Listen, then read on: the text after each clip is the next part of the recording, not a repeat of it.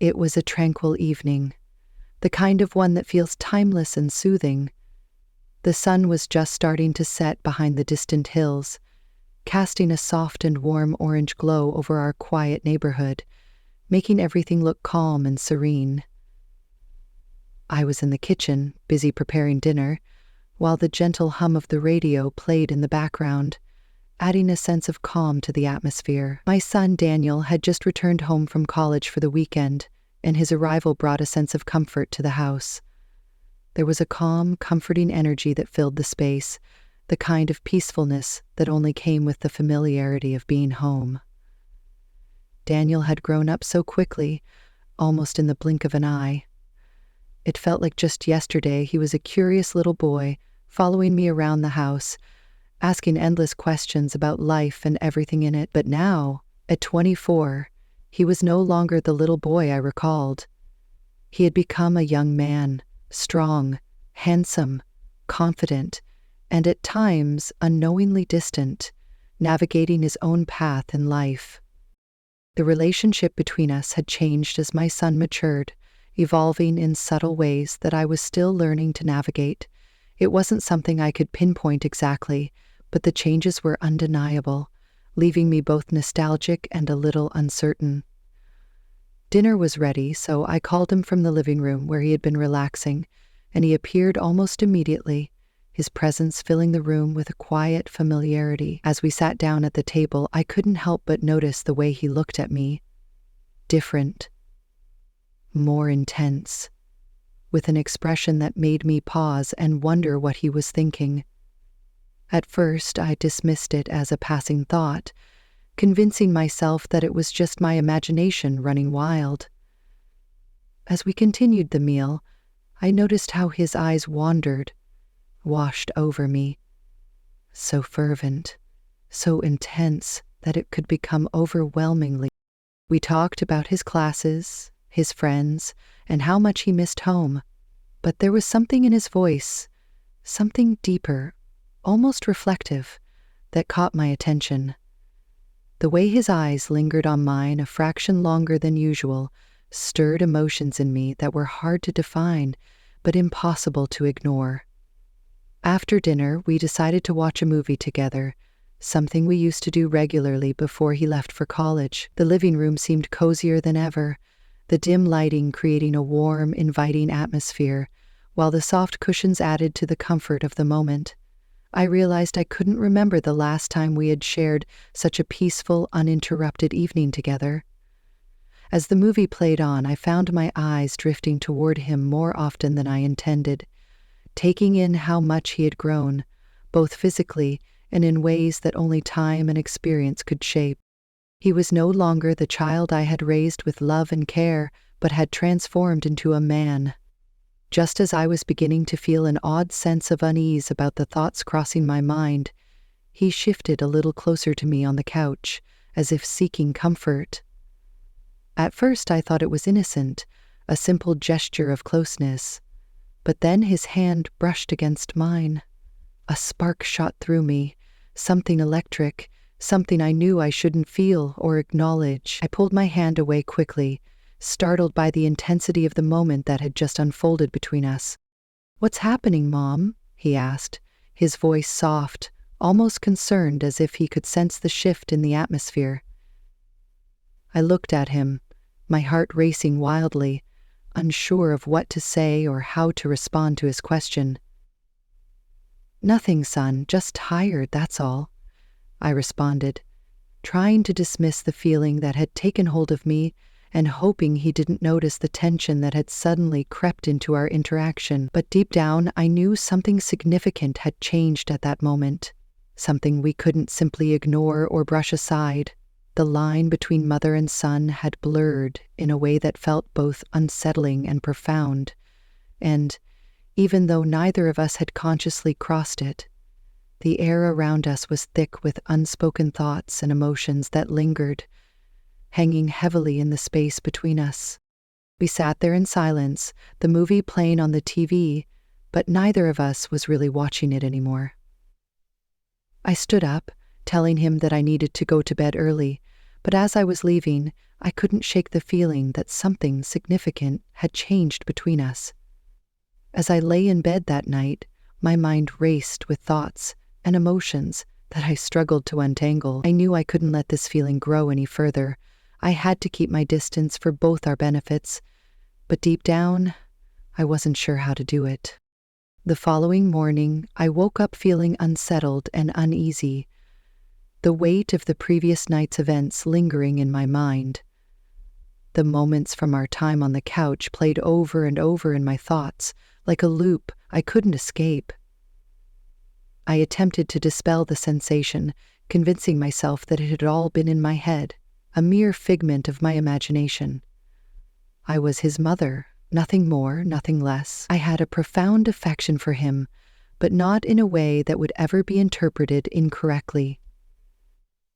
I reminded myself repeatedly that I was acting irrationally, trying to calm the storm of emotions within me. By the time I made it downstairs, Daniel was already awake and enjoying a cup of coffee in hand at the kitchen table. He smiled at me as if nothing had occurred. Perhaps it truly was nothing, just a fleeting, peculiar moment only I had noticed. I decided to set it aside, at least for now. "Good morning," I said, forcing a smile. "Good morning, Mom," he replied, his tone relaxed and casual. "I was thinking of going for a hike later. Do you want to come along?" A hike? It had been so long since we'd done something like that together.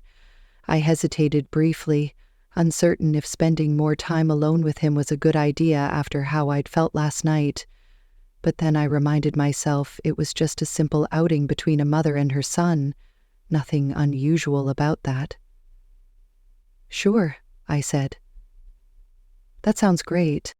Later that afternoon, we decided to drive to an adjacent trail, a beautiful place we had visited many times when he was younger and still a child. The air was clear and refreshing, the sky a brilliant, cloudless blue, and for a brief moment, everything felt wonderfully normal and familiar. We walked side by side, engaging in conversation about nothing in particular, sharing old memories, discussing his plans for the future, and indulging in the usual small talk that often fills our time together. I found myself laughing, feeling more at ease in his presence, and thinking maybe I had overreacted the night before, allowing my worries to cloud my judgment.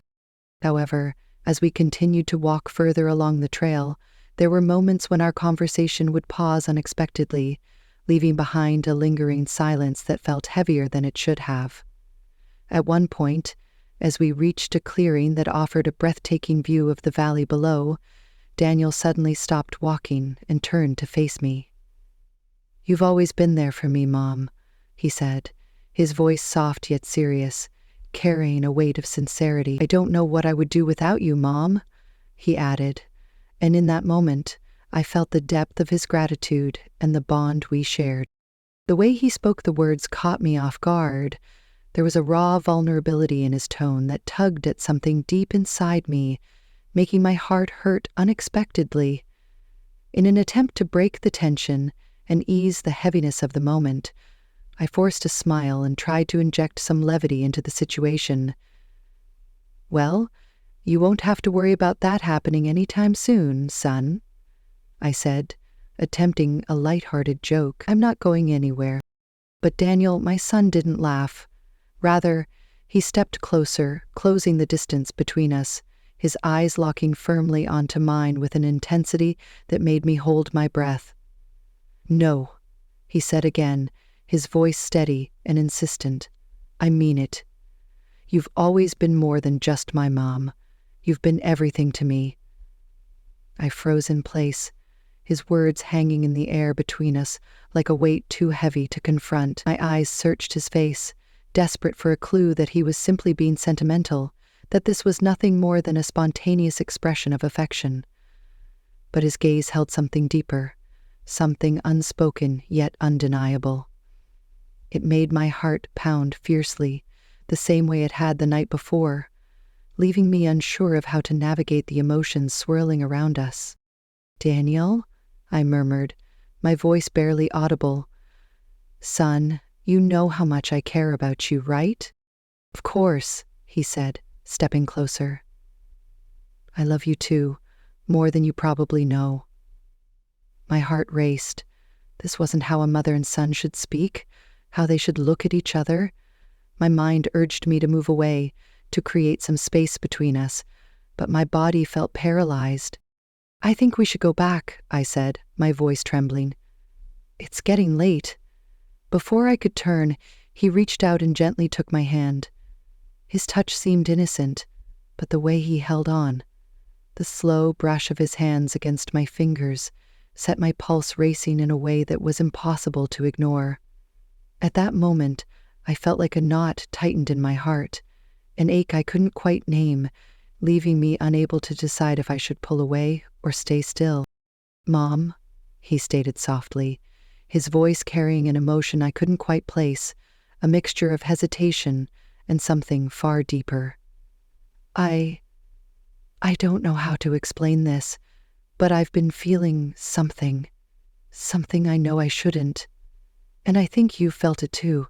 His words hit me like a jolt, and a wave of panic surged through me, making my breath catch in my throat.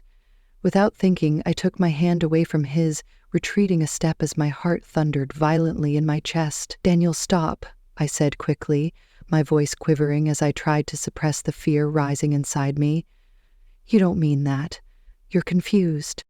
But his gaze remained locked on me, unwavering, and filled with an unsettling combination of conviction and vulnerability.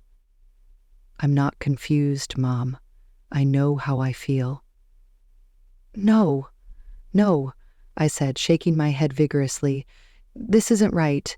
You're my son. I couldn't even finish the sentence. The words felt too dangerous, too heavy to speak out loud, as if saying them would make them real. Daniel inhaled deeply, his face shadowed with emotion. I know it's wrong, but I can't control how I feel, and I don't think you can either. The words lingered in the air, heavy and suffocating. I could see the anguish in his eyes, the way his shoulders sagged in resignation. My son slowly nodded, his gaze falling to the ground, as though burdened by shame. I'm sorry, Mom, he murmured. I didn't mean to. I never want to make you uncomfortable. I swallowed hard, forcing down the whirlwind of emotions churning inside me. It's okay, I replied softly, though I wasn't sure if it truly was. Let's just go home. The drive home was oppressive silence, enveloping us like a thick fog. Daniel, my son, didn't say a single word, and neither did I. The weight of what had been said on the trail hung heavily between us, creating an invisible barrier that made every passing second feel agonizingly long and unbearable. I kept my eyes fixed on the road ahead, my mind racing in a chaotic whirlwind as I tried to process what had just happened. I couldn't believe the words that had come out of his mouth, the raw feelings he had bravely confessed. It felt as though everything I thought I knew about our relationship had been completely flipped upside down, turned into something unrecognizable and confusing. As we finally arrived in the driveway, Daniel quietly mentioned that he was heading to his room. I didn't try to stop him as he made his way up the stairs. I sank onto the couch, my body shaking with the emotions I had been suppressing since that moment on the trail. I struggled to make sense of everything. He was my son, my little boy, but he had grown up, and it was becoming frighteningly evident that our relationship had developed a complexity neither of us had anticipated. I wanted to convince myself that his feelings were merely a phase, something transient that would eventually fade away with the passage of time. However, the way he had looked at me, combined with how his hand had lingered on mine for just a moment too long, told me a different story. A part of me felt an overwhelming sense of guilt, as if I had somehow done something wrong in our relationship. Perhaps I had been too affectionate, too close over the years, and that had crossed some invisible boundary. But that couldn't be right, could it? Mothers were supposed to love their sons unconditionally, to nurture them, to always be there for them when they needed support. That was all I had ever tried to do throughout his life. Yet now, everything felt tainted by the strange and unsettling tension that had developed between us, and I was at a loss for how to mend it. I spent the rest of the day attempting to avoid him, keeping myself occupied with various chores and anything else that could distract me from the confusion swirling in my mind. By the time evening arrived, I felt emotionally drained and completely exhausted. I didn't want to face what had happened between us, but deep down I knew I couldn't avoid it forever. Daniel and I couldn't continue like this, pretending that everything was perfectly fine when it was so glaringly obvious that it was not. That night, after I had spent what felt like hours tossing and turning in bed, unable to find any comfort, I suddenly heard a soft knock on my door. My heart sank at the sound. I immediately knew it was him. "Mom, may I come in?" Daniel's voice was gentle, almost hesitant, as if he were unsure of his welcome. I hesitated for a moment, my mind screaming at me to say no, to create some much-needed distance between us. But deep down, I understood that I couldn't keep avoiding him like this. I had to confront this situation, no matter how uncomfortable and challenging it made me feel. "Come in," I finally said quietly, sitting up in bed and pulling the covers tightly around me, as if they could somehow shield me from the emotional storm that was about to unfold in our conversation. Daniel stepped inside the room, looking as conflicted and unsure as I felt inside. He stood at the edge of the room for a moment, not quite knowing what to do with himself or how to proceed. After a few seconds of awkward silence, he finally sat down on the edge of the bed, but maintained a noticeable distance between us, increasing his spacing between me until he was at absolutely correct distance. I told my tale, first about how I had escaped, then about seeing Fluoride and Reuben. "I'm sorry," my son said, his voice filled with regret. "I shouldn't have said what I said earlier. I don't know what got into me." I nodded slowly, searching for the right words to express my feelings. "I understand this is confusing," I replied, "but what happened earlier cannot happen again, Daniel. We need to be cautious. This isn't how things are meant to be." "I know," he murmured, his gaze cast downward. "But it's so difficult, Mom. I don't understand why I feel this way. I've tried to push it aside, but it keeps coming back." His words resonated deeply within me, filling me with an overwhelming sadness for him, and for both of us, really. This was not a situation I had ever envisioned myself facing, yet here we were, ensnared in a complex web of emotions that neither of us knew how to unravel. I repeated, "I'm your mother," in a soft yet firm voice. "I can only ever be that. You are aware of it, aren't you?" He nodded, despite the agony in his eyes as he stared at me. "I know," he said. I don't want to lose you." "You're not going to lose me," I told him, "but we need to establish limits, Daniel. This is risky territory." For a brief moment, there was a heavy silence hanging between us. The strain from earlier in the day still lingered in the air, creating an almost palpable atmosphere. But there was also an unspoken understanding that things couldn't continue in the same way they had been. We both recognized this truth, even if neither of us wanted to fully confront or acknowledge it. "Maybe it would be best if you went back to school tomorrow, son," I suggested gently, trying to keep my tone calm. "I think we both need some space to clear our heads and sort through our feelings." Daniel nodded slowly in response, though I could clearly see the sadness reflected in his eyes. "Yes," he said quietly, almost as if he were resigned to the idea. "Maybe you're right, Mom." The following morning, I watched as he packed his belongings, the air between us thick with unresolved emotions and unspoken words. I longed to hug him tightly, to reassure him that everything would eventually be okay, but I couldn't bring myself to do it. Not after everything that had transpired between us. When he finally left, the house felt emptier and more desolate than it had in years, echoing the absence of his presence. I sat on the couch, staring out the window, trying to process everything that had just happened. I knew deep down that we had both made the right choice by putting some distance between us, but that didn't make the situation any easier to bear. The relationship between a mother and her son was supposed to be simple and pure, filled with love and trust, but ours had transformed into something far more complicated and tangled, something that neither of us knew how to navigate or handle effectively. I looked up at his face. As the days continued to pass by, I made an effort to settle back into my usual routine, but it just wasn't the same as it had been before. The house felt far too quiet and empty without Daniel's presence, and I found myself thinking about him more than I probably should have.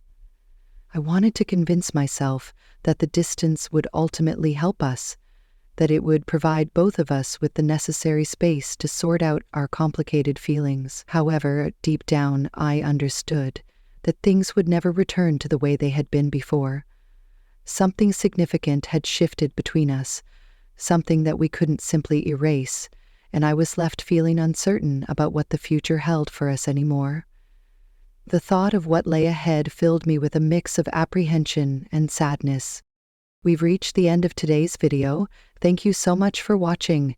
If you found our content engaging, a thumbs up and sharing it with your loved ones would be much appreciated.